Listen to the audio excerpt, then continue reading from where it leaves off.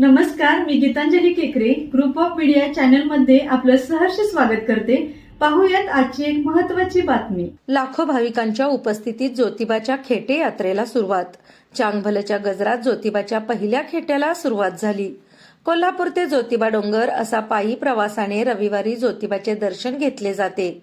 कोल्हापूरच्या अंबाबाईने पायी अनवाणी चालत येऊन श्री ज्योतिबा दर्शनासाठी खेटा घालण्याची आख्यायिका सांगितली जाते।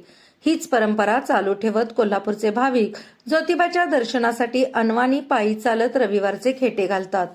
कोल्हापूर शहराबरोबरच आता महाराष्ट्र, कर्नाटक राज्यातील भाविकही मोठ्या श्रद्धेने खेटे यात्रेत सहभागी होत आहेत। पहिल्या खेट्याला महाराष्ट्र, कर्नाटकातून लाखोंच्या संख्येने भाविकांनी ज्योतिबा डोंगरावर दर्शनासाठी मोठी गर्दी केली होती। ज्योतिबाची सरदारी रूपात खडी पूजा बांधण्यात आली होती। रविवारी पहिला खेटा मोठ्या भक्तिमय वातावरणात साजरा झाला।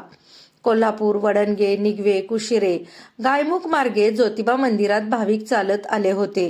ज्योतिबाचा डोंगर भाविकांच्या गर्दीने फुलून गेला होता। वाहनांची वर्दळ मोठी होती। चांगभलचा गजर डोंगरावर घुमत होता। रविवारी मध्यरात्रीपासूनच मंदिरात भाविकांची मोठी गर्दी झाली होती। दर्शनासाठी भाविकांच्या लांबच लांब रांगा लागल्या होत्या। रविवारी पहाटे 4 वाजता मंदिराचे दरवाजे उघडले।